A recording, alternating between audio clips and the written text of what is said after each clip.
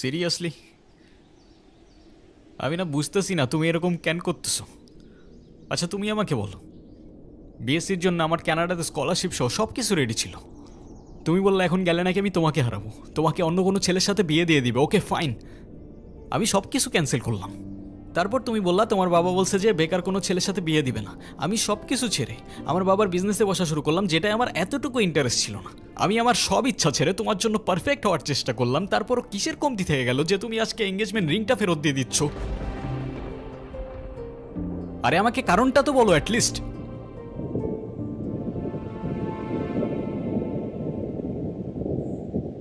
কোনো কারণ নেই। আমার মনে হচ্ছে না আমাদের একসাথে থাকাটা possible. That's it. That's it? Seriously তোমার মনে হচ্ছে না আমাদের একসাথে থাকাটা আর পসিবল? What about me? আমার কি মনে হচ্ছে সেটার কোনো ভ্যালু নাই? আমার সাইডটা কে দেখবে রুহি? দেখো, এত কথা বাড়ানোর কোনো মানে নেই। অযথা সময় নষ্ট করো না। সময় তো তুমি আমার নষ্ট করছো। এরকমটাই করার হইলে আমার লাইফটা কেন নষ্ট করলা? ভেঙে ফেলার হইলে সব আগেই ভেঙে ফেলতা, নাকি হুট করে এখন বেটার কাউকে পেয়ে গেছো? তোমার যা ভাবার তুমি তাই ভাবতে পারো, আমার কোনো প্রবলেম নেই। আরে প্রবলেম তোমার থাকবে কেন? প্রবলেম তো তোমার ক্যারেক্টারে। আর আমার লাখের প্রবলেম যে তোমার মতো একটা মেয়েকে ভালোবাসছি।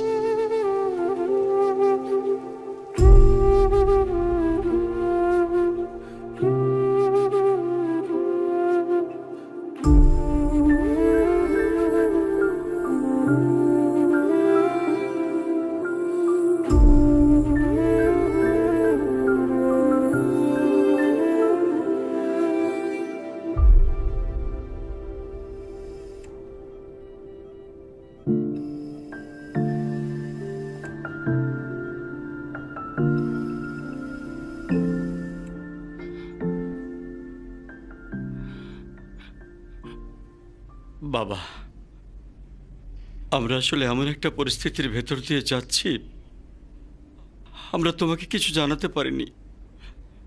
তুমি কিছু মনে করো না। আরে না আঙ্কেল, আপনি এভাবে কেন বলছেন? রুহি আসলে আমাদের কিছু বলতে দেয়নি। এনগেজমেন্টের কিছুদিন পর আমরা জানতে পারি ওর লাং ক্যান্সার। ডক্টর, আপনারা একজনের বেশি ভিতরে না যাওয়াটাই বেটার।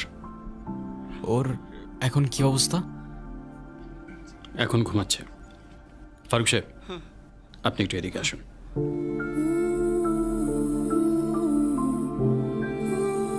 দেখুন, রুহি 4th স্টেজে আছে।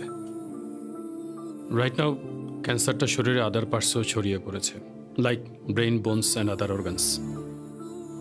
সরি টু সে, ওর হাতে আর খুব বেশি একটা সময় নেই। Excuse me.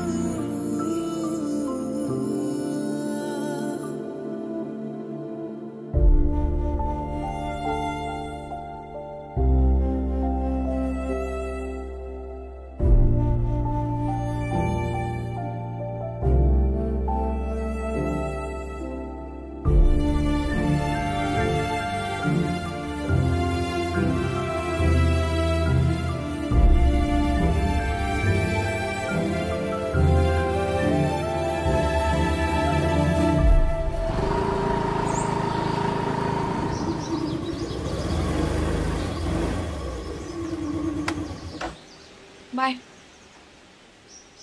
ওই হ্যাঁ, 1.5 বছর হয়ে গেছে। কিসের? প্রতিদিন তোমার এখান থেকে ভার্সিটিতে নিয়ে যাই, আবার এনে ড্রপ করি। হ্যাঁ তো। আমি কি রাইড শেয়ার করি? না তাইলে তেলের টাকা তুমি দাও। না, কেন লাগবে? দিব। মারবো একটা। আচ্ছা তোমার কি আমার ইফোর্টসগুলো চোখে পড়ে না নাকি?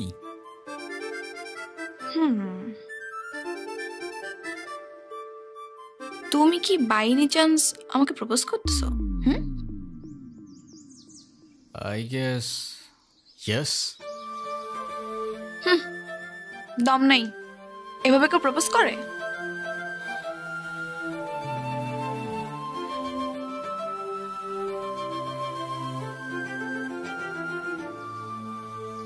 কত করে? 50 টাকা। আচ্ছা না,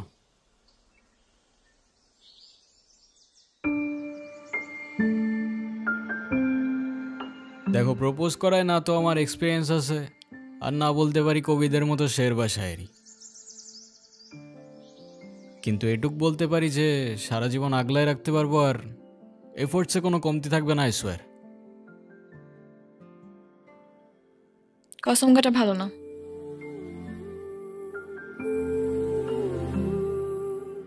কাঠগোলাপ আমার পছন্দ, তাই নিচ্ছি। আর তোমার ব্যাপারটা আমি ভেবে দেখবো। By. I'll take that as a yes.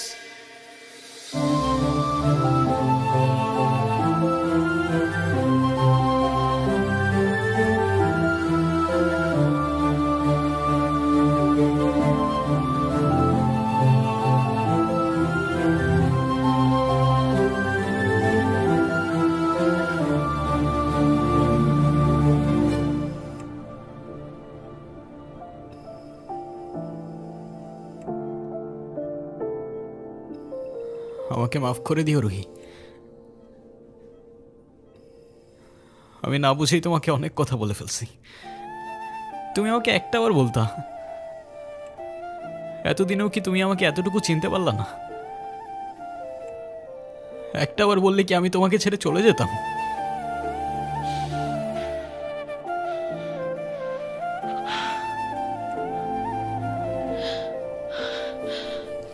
তুমি আমাকে ছেড়ে যাবে না বলি তো আমি তোমাকে বলিনি। কেন তুমি চাও যে আমি তোমায় ছেড়ে চলে যাই? হ্যাঁ, তুমি কেন আমার এরকম একটা জীবনের সঙ্গে তোমার সুন্দর জীবনটা জড়াতে চাও বলো? তুমি ছাড়া আবার কিসের জীবন? আমার জীবনটা তো ততক্ষণই সুন্দর যতক্ষণ সেই জীবনে তুমি আছো।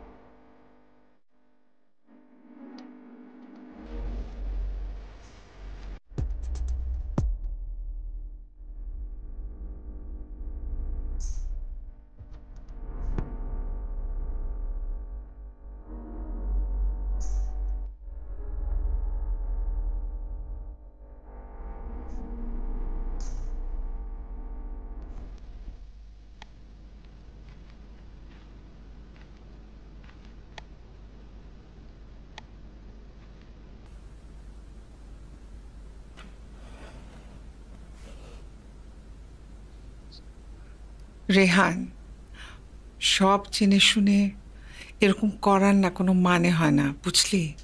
আমি তোকে যেটা বলছি সেটা তোর ভালোর জন্য বাবা। এমন কিছু করিস না যাতে তোর জীবনটাই নষ্ট হয়ে যায়। মা, আমি ওকে ভালোবাসি, প্লিজ একটু বুঝে কথা বলো। আমি তো বুঝলাম তুই ভালোবাসিস, কিন্তু বিয়ে, ভালোবাসার জন্য নিজের ভবিষ্যৎটা নষ্ট করে দিবি? মানে মেয়েটা তো যে কোনো সময়। থামো না মা, প্লিজ। এটা তো আমার সাথেও হইতে পারতো না। আর আমার সাথে হইলে আর যাই হোক রুহি কখনো আমাকে ছেড়ে চলে যেত না। আর আমার লাইফে ওর আগে না কেউ ছিল আর না পরে কেউ থাকবে। সাব্বাস, এই না হলে আমার ছেলে। আরে বাবা, ভালো সময় কিংবা খারাপ সময় সব সময় পাশে থাকাটাই কিন্তু ভালোবাসা। রেহানা মা, রাগ করো না। আল্লাহ না করুক যদি কখনো তোমার কিছু হয়ে যায়, আমি কি তোমাকে ছেড়ে চলে যাব? না, বরঞ্চ তোমার পাশে থেকেই আমি তোমাকে সাহস যোগাবো। Proud of you.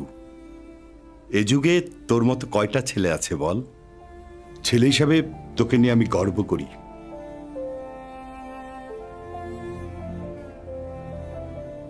আমার কথা রাগ করিস না। না মা, রাগ করি নাই। আচ্ছা ঘুমিয়ে পড়, রাত জাগিস না। হ্যাঁ, ঠিক আছে, তোমরাও যাও, ঘুমায় পড়ো।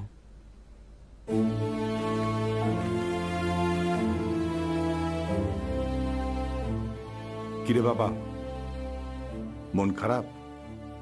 না, মন খারাপ করিস না, দেখবি সময়ের সাথে সাথে সবকিছু ঠিক হয়ে যাবে। শুয়ে পড়ায়, আমি আসি।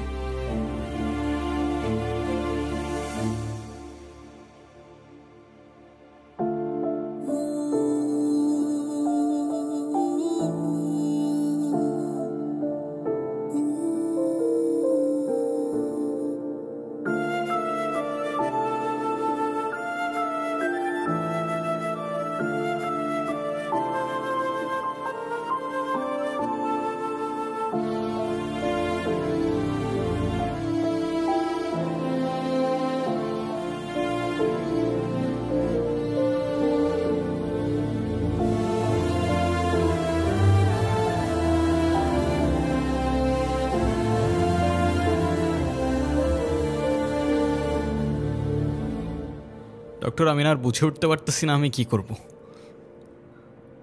ওর জন্য কি আর কিছুই করার নাই? আপনি আপনি আমাকে বলেন, যত টাকাই লাগুক আমি ম্যানেজ করব। দেখুন, আমরা তো কম চেষ্টা করিনি। টাকা দিয়ে সবসময় সব কিছু হয় না। তারপরও রোহির জন্য যদি আপনি কিছু করতেই চান, ওকে খোলা হাওয়ায় নিয়ে যেতে পারেন। ওর মনের যদি কোনো ইচ্ছা থাকে সেগুলো পূরণ করতে পারেন। ওর মন যতটা ভালো থাকবে, মনোবল ততটাই স্ট্রং।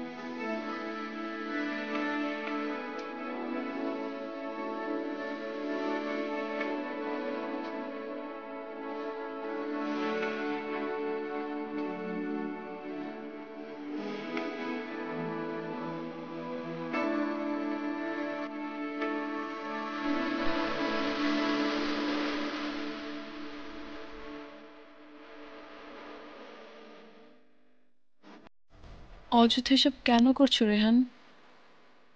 অযথা করছি? অযথা নয়তো কি? আমি আর কদিনই বা বাঁচবো? আমরা কে, কতদিন আর কতক্ষণ বাঁচবো সেটা কি আসলেই আমরা জানি রহি? হিসেব করে লাভ কি বলো? যতক্ষণ নিঃশ্বাস আছে ততক্ষণ না হয় সেই মুহূর্তগুলোকে ঘিরেই বেঁচে থাকি। আজকে আছি, কালকে তো নাও থাকতে পারি, বলো? শুধু শুধু মায়াটা কেন বাড়াচ্ছ? মায়া বাড়ালে যে কষ্টটাও বাড়ে। তাহলে তো খুব চিন্তার বিষয়। দাঁড়াও, এক্ষুনি তোমার মন ভালো করে দিচ্ছি।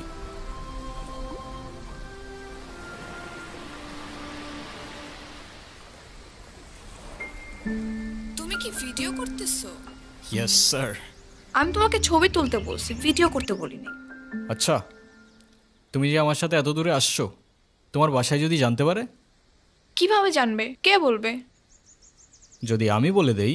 আই না, একদম না। বাসায় জানলে আমার খবর আছে। ওকে, তো ফিউচার রুহিকে তোমার কিছু ইচ্ছার কথা বলো, তাই ও দেখে নিতে পারবে যে তোমার ইচ্ছাগুলো আদৌ পূরণ হইল কি না। ইচ্ছে? আমি তো সেভাবে কোনো ইচ্ছে ভাবিনি। তো এখন ভেবে বলো। আচ্ছা, কোনো এক বিকেলে আমি তোমার সঙ্গে সমুদ্র দেখব। ওকে, আর? আর সেই সমুদ্রের পাড়ে দুজন মিলে সন্ধ্যাবেলা ফানুস উড়াবো। আচ্ছা, কারণ সমুদ্র আমার অনেক প্রিয়। তুমি আমি অনেক ঘুরবো, অনেক মজা করবো।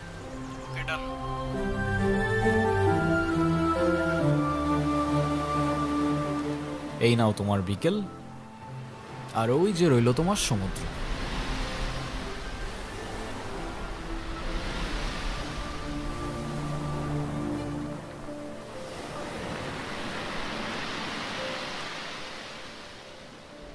চোখ বন্ধ করো।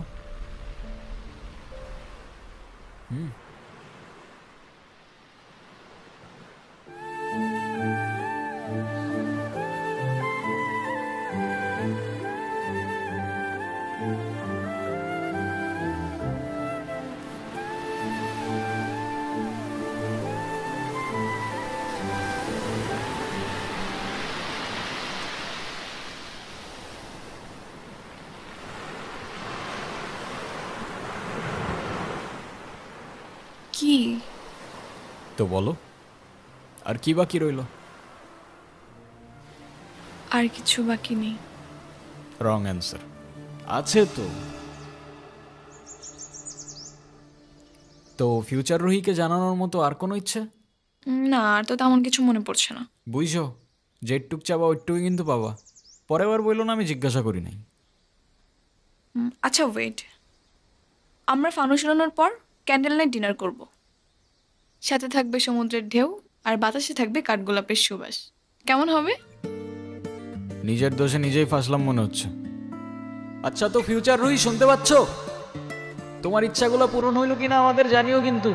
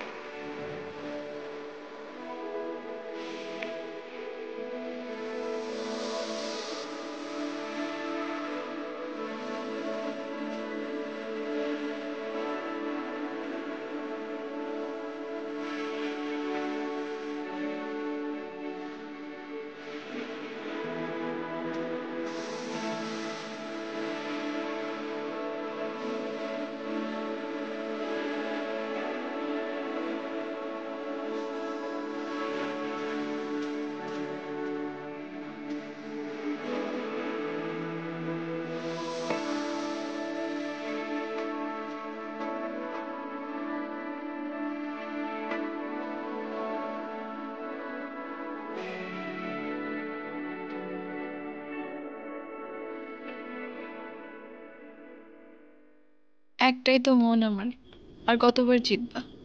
যতবার জিতলে এটা বোঝানো যায় যে আমার জীবনে না তোমার আগে কেউ ছিল, আর না পরে কেউ থাকবে। এতটা ভালোবাসো আমায়? তুমি জানো, আমার খুব ভয় হয়। মুখে যাই বলি না কেন, আমার মনে হয় আমার মানুষটা আমারই থাকুক, সে যেন আমাকে কখনো ভুলে না যায়। শুধু তোমারই থাকবো রুহি, কখনো ভুলবো না। আমি অনেক লাকি যে তোমার মতো একটা মানুষ আমার লাইফে আসছে। আমার সব স্বপ্ন পূরণ হয়ে গেল। এই কিছু মুহূর্তে মনে হচ্ছে 1000 বছর বেঁচে থাকার স্বাদ পেয়ে গেলাম। আমার আর কোনো আফসোস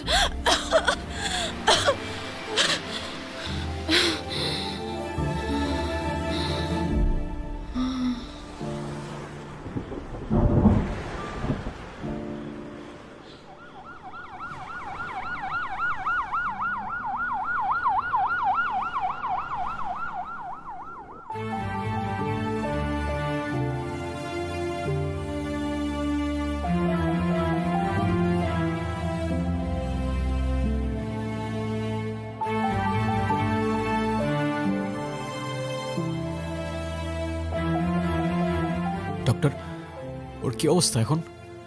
আপনাকে ডাকছে।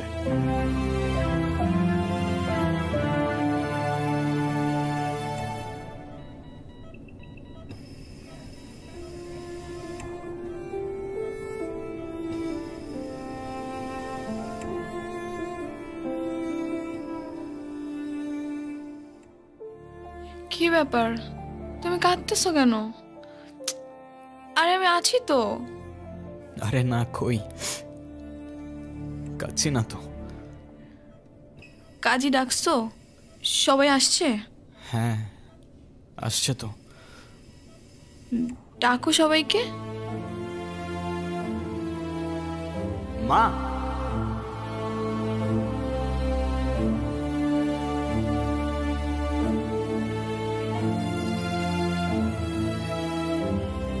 মা আমার কাছে বসো। বাবা মা, আমার কাছে আসো, বসো।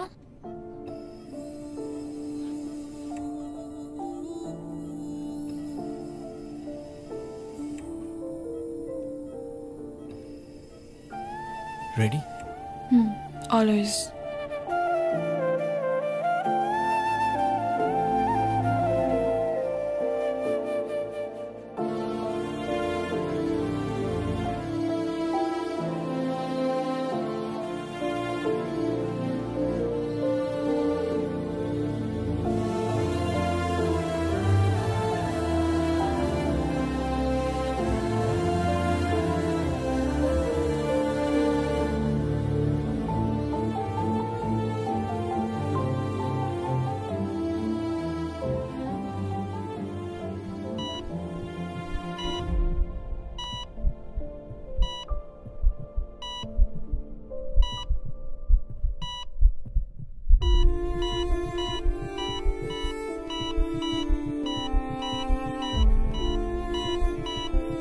রুহি,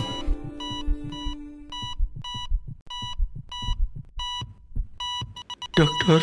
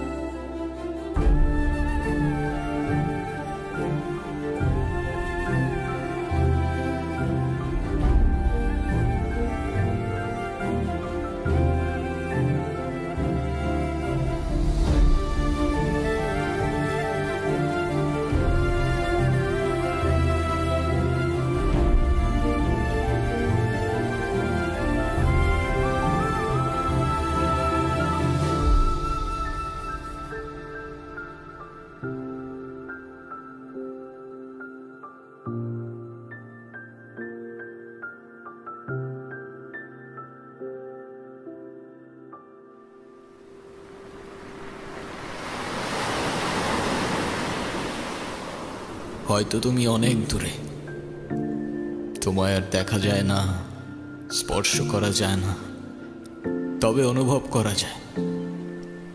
অনুভব করা যায় তোমার নিঃশ্বাস, অনুভব করা যায় তোমার চোখের জল। মনে রেখো আমি আসব মেঘের উপর পঙ্খিরাজে জোরে, কাঠগোলাপের সুবাস নিয়ে 7 সাগর 13 নদীর পরে। সে যেন ভোলে না মরে, সে যেন ভোলে না মরে।